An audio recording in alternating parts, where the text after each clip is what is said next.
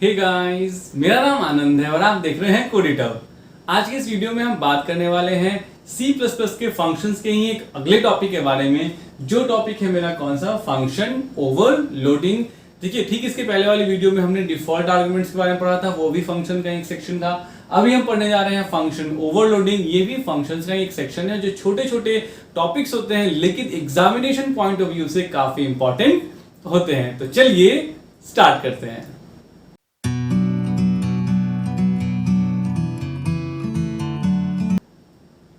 तो अगर हम बात करें कि टॉपिक फंक्शन ओवरलोडिंग होता क्या है, तो इसको थोड़ा सा डेप्थ में समझिए। देखिए, C++ जो है हमारा, वो एक कॉन्सेप्ट को जो है वो फॉलो करता है, मतलब सपोर्ट करता है, दैट इज कॉल्ड पॉलीमॉर्फिज्म। ठीक है, तो पॉलीमॉर्फिज्म एक कॉन्सेप्ट है ऑब्जेक्ट ओरिएंटेड प्रोग्रामिंग का, जो ये कहता है कि पॉलीफॉर्म, अगर आप इसका इंग्लिश मतलब हिंदी वर्ड ढूंढिएगा तो इसका मतलब होता है जो अनेक रूप ले सकता है। पॉली मतलब more than one, right? Poly means what? More than one, जो एक से ज्यादा रूप ले सकता है। और इसी पॉलीमॉर्फिज्म कॉन्सेप्ट के अंदर हमें पढ़ना है कौन सा, तो सबसे पहला टॉपिक हमें पढ़ना है फंक्शन ओवरलोडिंग। ठीक है, फंक्शन ओवरलोडिंग। दूसरा हम पढ़ेंगे कंस्ट्रक्टर ओवरलोडिंग, कंस्ट्रक्टर ओवरलोडिंग। और इसी सेक्शन में हम एक पढ़ेंगे जो C++ में है हमारा बहुत ही इंपॉर्टेंट कॉन्सेप्ट, वो कहलाता है क्या? Operator overloading. ठीक है, तो मतलब क्या हुआ कि जो आपका पॉलीमॉर्फिज्म C++ के अंदर एक फीचर है, उसी के अंदर, मतलब पॉलीमॉर्फिज्म का मतलब होता है कि आप कैसे एक ही चीज से मल्टीपल वर्क को परफॉर्म कराएंगे। एक ही फंक्शन से जब आप मल्टीपल वर्क को परफॉर्म कराएंगे, फंक्शन ओवरलोडिंग। एक ही कंस्ट्रक्टर से आप मल्टीपल वर्क को परफॉर्म करवाएंगे, कंस्ट्रक्टर ओवरलोडिंग। एक ही ऑपरेटर से मल्टीपल फंक्शंस को, मल्टीपल टास्क को परफॉर्म करवाएंगे, ऑपरेटर ओवरलोडिंग। तो हमारा जो आज हम पढ़ेंगे वो है हमारा फंक्शन ओवरलोडिंग। और जैसे जैसे टॉपिक्स आते चले जाएंगे, हम कंस्ट्रक्टर ओवरलोडिंग और ऑपरेटर ओवरलोडिंग को भी क्या कर लेंगे? खत्म कर लेंगे। तो फंक्शन ओवरलोडिंग एग्जैक्टली होता क्या है? देखिए, आपको पता है कि आप अपने C++ के प्रोग्राम में फंक्शंस को लिख सकते हैं, right? You can write any number of function. कितने भी फंक्शंस आप चाहो उतने फंक्शंस आप लिख सकते हैं, राइट? अब क्वेश्चन ये आता है कि क्या आप ऐसे फंक्शंस को लिख सकते हैं जिनका नाम सेम हो? मतलब क्या आप, मान लीजिए एडिशन नाम से आपने एक फंक्शन लिखा है, क्या आप दूसरा फंक्शन भी एडिशन नाम से लिख सकते हैं?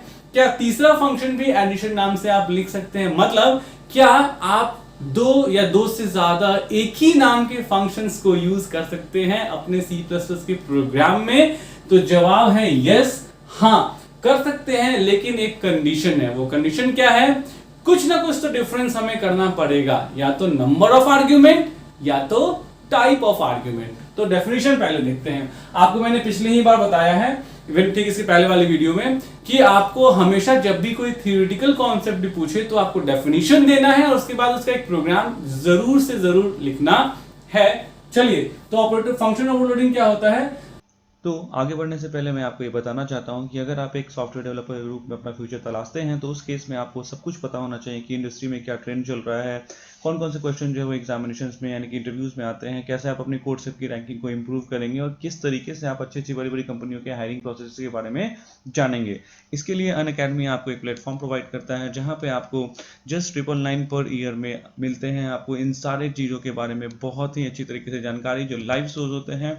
और ये है उसका स्केड्यूल को आप फॉलो करके लाइव शोज में आप अपने प्रॉब्लम्स को डिस्कस कर सकते हैं, हर चीज़ को डिस्कस कर सकते हैं। आपको बड़े बड़े कंपनियों के एचआर के साथ आपकी लाइव सेशंस होंगे जिसमें आपको टॉप 20 क्वेश्चंस के बारे में बताएंगे, कैसे आप अपनी कोड सेट की रैंकिंग इंप्रूव करेंगे, ये सारी चीज़ें आपको बताएंगे। बड़ी बड़ी कंपनियां जैसे अमेजन, गूगल, लिंक्डइन की क्या हायरिंग प्रोसेस होती हैं, कैसे आप उनकी हायरिंग को क्रैक करेंगे। और जो भी हमारे यहाँ पे होस्ट होते हैं वो सारे के सारे लगभग 7 स्टार कोडर्स होते हैं और जो आपको इन सब चीज़ों के बारे में डिटेल में बताया करेंगे। सो इन चीज़ों के लिए आपको आना पड़ेगा unacademy.com के वेबसाइट पे और यहाँ पे क्लिक करना पड़ेगा गेट सब्सक्रिप्शन। जैसे ही क्लिक करेंगे वो एक स्क्रीन खुलेगी। यहाँ पे आपको बताया जा रहा है 12 मंथ का 999 कॉस्ट है और जैसे ही यहाँ पे हम डालेंगे कोडिटब, जो कि मेरा रेफरल कोड है, तो आपको मिलेगा 10% का डिस्काउंट और ये कोर्स आपके लिए हो जाएगा जस्ट 75 पर मंथ, यानी ₹899 फॉर होल ईयर। हमारे टॉप एडुकेटर डिफरेंट एस्पेक्ट्स में आपको बताते हैं कि कैसे आप अपने सॉफ्टवेयर डेवलपमेंट के कैरियर को आगे लेके जाएंगे। और क्या कभी आपने सोचा है कि जो ये बड़े बड़े ऐप्स होते हैं लाइक जोमेटो, पेटीएम, गूगल पे, अमेजन, फ्लिपकार्ट, प्रैक्टो, आखिर इनको कैसे बनाया गया था, क्या इसके पीछे की थॉट प्रोसेस थी? इन सब चीज़ों के बारे में आपको अनुज गर्ग जो है वो हर सैटरडे और संडे 1 बजे बताते हैं इन सारे कॉन्सेप्ट के बारे में कि कैसे इन सब चीज़ों की थॉट प्रोसेस थी, कैसे इन सारे ऐप्स को बनाया गया, क्या उसकी बेस लाइन्स रही थी। इन सारी चीज़ों के बारे में आपको डिस्कशन डिटेल में अनुज गर्ग बताते हैं हर सैटरडे और संडे 1 बजे। तो function overloading concept of polymorphism, ये भी बता दीजिए कि आपको पता है कि पॉलीमॉर्फिज्म है, ठीक है। तो function overloading concept of polymorphism, यानी जो पॉलीमॉर्फिज्म का जो है कॉन्सेप्ट है, इनेबल्स अस, यानी हमें ये फैसिलिटी प्रोवाइड करता है, right, enables us to write same name functions, same name multiple function, यानी कि एक ही नाम के मल्टीपल फंक्शंस को सेम नेम मल्टीपल फंक्शंस को बहुत लोग मेथड्स भी बोलते हैं, तो कंफ्यूज होने की बात नहीं है, ठीक है। सेम नेम मल्टीपल फंक्शंस या methods within a program, यानी एक ही प्रोग्राम के अंदर आप एक ही मतलब सेम नेम के मल्टीपल फंक्शंस या मेथड्स लिख सकते हैं, और यही फीचर क्या कहलाता है, फंक्शन ओवरलोडिंग कहलाता है। लेकिन but we have a restriction, यानी हमारे पास एक रेस्ट्रिक्शन है, we have a restriction that all the functions, यानी कि जो सारे के सारे फंक्शंस हैं हैविंग सेम नेम, जिनका नाम आपने सेम रखा हुआ है, having same name must follow, यानी कि उन्हें क्या फॉलो करना है, तो उन्हें फॉलो करना है, आपको डिफरेंस क्या होना चाहिए, differences should be in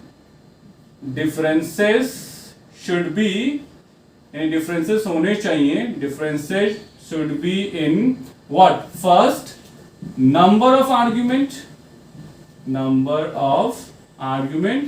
and second one is what, type of argument, मतलब इन दो चीजों में कोई ना कोई डिफरेंस होना चाहिए। मतलब दो फंक्शन आपने सेम नाम से लिख दिया, मान लीजिए आप एक फंक्शन लिखते हैं ऐसे void add, और आपने यहाँ int a, int b ऐसे लिखा, ठीक है। वैसे आपको अगर प्रोटोटाइप की बात करूं तो जैसे मैं पढ़ा रहा हूं मैंने ऐसे लिखा है int, int ऐसे लिखा है ना, ठीक है। तो मतलब ये एक add नाम का फंक्शन है जिसमें दो इंटीजर्स आप पास कर रहे हो। तो अगर आप ऐसा करोगे कि void add और फिर से एक नया और फंक्शन लिखोगे, इसको भी सेम कर दिया, बिल्कुल एग्जैक्टली सेम कर दिया, देखिए तो ये और ये बिल्कुल एग्जैक्ट सेम हो गए ना। तो क्या ऐसे फंक्शंस आप बना सकते हैं, जवाब होगा नहीं।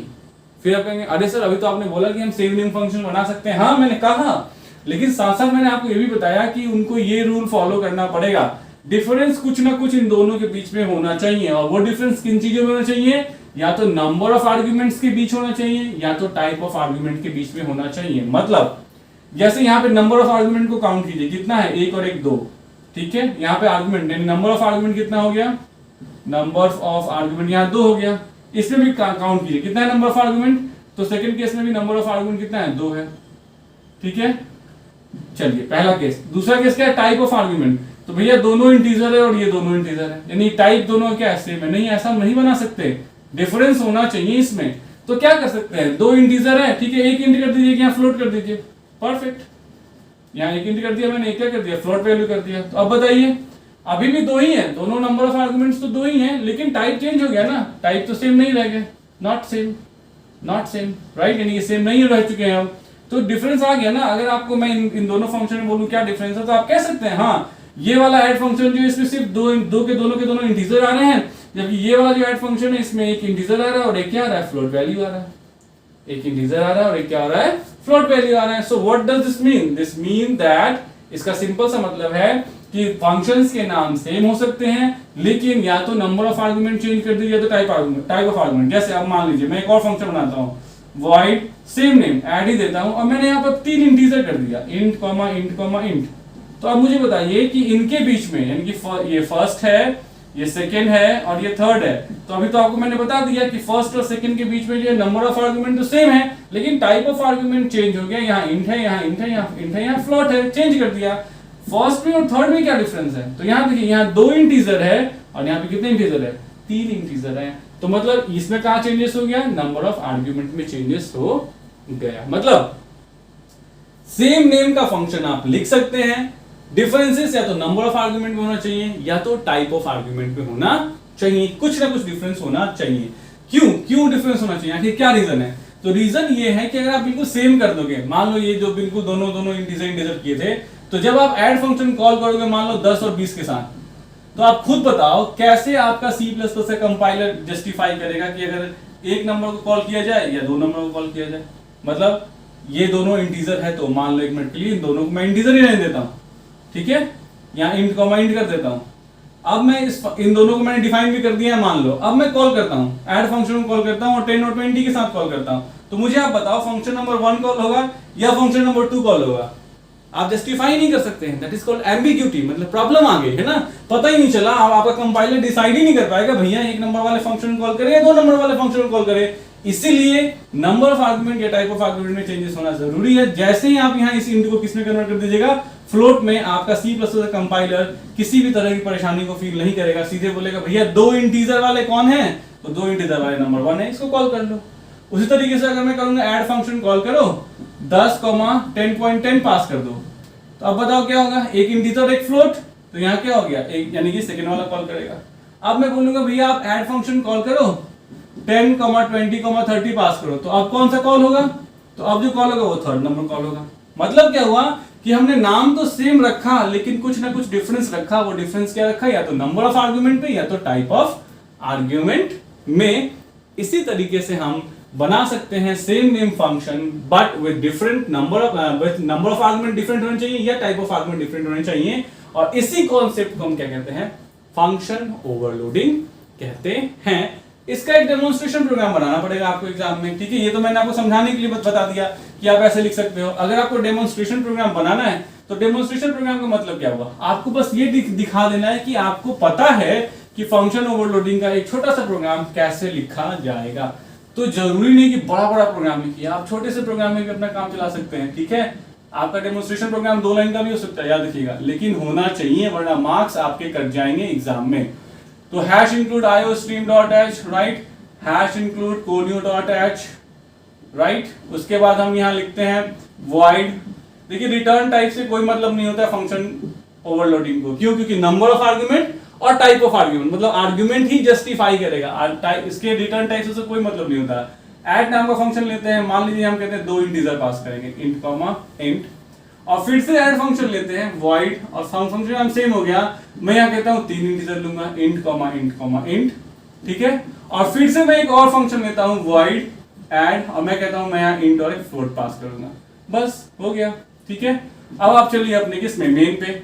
तो मेन को तो आपको void में नहीं लिखना है, आपको लिखना है int main, क्योंकि मेन का स्टैंडर्ड कहता है कि आपको एक रिटर्न इंटीजर करना पड़ेगा। अब इन फंक्शंस को आप कॉल कर लीजिए कि बारी बारी से। ऐड फंक्शन को कॉल कर लीजिए किससे, 2 और 3 पास कर दीजिए, फिर ऐड फंक्शन को कॉल कीजिए और किसको पास कर दीजिए, 10 और 20.10 पास कर दीजिए। उसी तरह आप ऐड फंक्शन कॉल कर लीजिए 10, 20 और किसको पास कर दीजिए, 30 को पास कर दीजिए। यहां से क्या कर दीजिए, गेट ch कर लीजिए, स्क्रीन होल्ड हो जाए और रिटर्न 0 कर दीजिए। प्रोग्राम हमारा सक्सेसफुली कंप्लीट हो गया। अब इन सबका फंक्शन का डेफिनेशन तो हमने लिखा ही नहीं, लिखते हैं, चलिए। सबसे पहला फंक्शन क्या है, void add, तो लिखते हैं फर्स्ट वाला फंक्शन void add। मान लीजिए इंटीजर टाइप का हमारे पास एक a आ रहा है, एक b, और इंटीजर टाइप का क्या आ रहा है, b आ रहा है, ठीक है। अब इसमें हम क्या कर देंगे, simply cout/n addition equal to what, तो हम यहाँ दे देंगे addition equal to same a plus b। ये किसके लिए हो गया, तो ये जो मेरा फर्स्ट प्रोटोटाइप है, ये वाला फर्स्ट वाला जो मेरा प्रोटोटाइप था, इसके लिए हो गया। आप सेकंड वाले प्रोटोटाइप को भी डिफाइन करना पड़ेगा, चलिए करते हैं। void रिटर्न टाइप है, ऐड नाम का फंक्शन है, इंटीजर टाइप का एक a आ रहा है और फ्लोट टाइप का क्या आ रहा है, b आ रहा है। यहाँ पे भी सेम काम कर देंगे, क्या कर देंगे हम, cout कर देंगे किसको, /n addition equal to what, addition equal to a plus b। यहाँ पे भी कोई दिक्कत नहीं है, सेम है।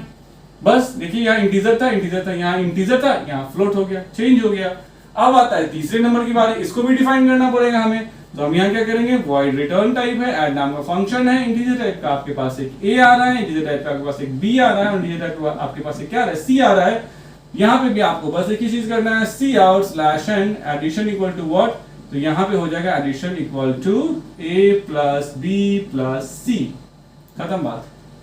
तो जब ये फंक्शन कॉल होगा तो कौन सा कॉल होगा, ये वाला कॉल होगा, क्योंकि दो इंटीजर वाली मैचिंग यहाँ पे हो जाएगी। जब ये वाला फंक्शन कॉल कीजिएगा, ठीक है, ये वाला, तो कौन सा कॉल होगा, फिर आपको ये सेकंड वाला कॉल होगा। जब ये वाला कॉल कीजिएगा तो कॉल होगा थर्ड वाला कॉल होगा। आर्गुमेंट के टाइप को मैच करते हुए जो मैच करेगा उसको कॉल कर लेगा। तो ये है आपका फंक्शन ओवरलोडिंग का सारा कॉन्सेप्ट। चलिए इसे प्रैक्टिकली भी करके देख लेते हैं। और प्रैक्टिकली करने के लिए मैं जिस इन्वायरमेंट को यूज़ करता हूँ वो है हमारा टर्बो C++ का इन्वायरमेंट। जैसे इस पर आप डबल क्लिक करेंगे और ये क्या हो जाएगा, ओपन हो जाएगा और इसमें हम अपना प्रोग्राम लिखेंगे। वैसे आप किसी भी दूसरे IDE का यूज़ कर सकते हैं, कंप्लीटली आपकी मर्जी है कि आप कौन से IDE को क्या करते हैं, यूज़ करते हैं। यहाँ पे हम क्लिक करेंगे स्टार्ट टर्बो C++ पे और हमारा जो है टर्बो C++ खुल जाएगा। Now let me type the program और उसके बाद मैं आपको बस उसको एग्जीक्यूट करके बता दूंगा। तो ये मैंने अपना प्रोग्राम टाइप कर लिया। बस मैं यहाँ पे करूँगा Alt F8 ताकि फाइल सेव हो जाए, Alt F9 कंपाइल हो जाए, ठीक है, और Control F9 से ये रन हो जाएगा। देखिए इसमें एक बार जवाब दिया इसने 5 और एक बार दिया 30। मैंने /n यूज़ नहीं किया इसलिए इसने एक साथ दे दिया। यहाँ पे अगर आप चाहते हो /n भी यूज़ कर सकते थे। यहाँ पे चलिए मैं यहाँ पे क्या करता हूँ, /n डाल देता हूँ ताकि आपकी अंडरस्टैंडिंग अच्छी हो जाए। ये /n डाल दें यहाँ पे, ठीक है। तो यहाँ पे भी /n डाल देते हैं, ठीक है, ताकि अंडरस्टैंडिंग अच्छी हो जाए। सेव करके अगर हम दोबारा से कंपाइल करके रन करेंगे तो सेम आंसर जाएगा 5 और 30। देखिए तो आंसर सेम आ रहा है। यहाँ पे क्या हुआ, ऐड नाम का फंक्शन 2 और 3 के साथ कॉल किया तो ये वाला फंक्शन कॉल होगा a+b वाला और a+b आउटपुट हो जाएगा।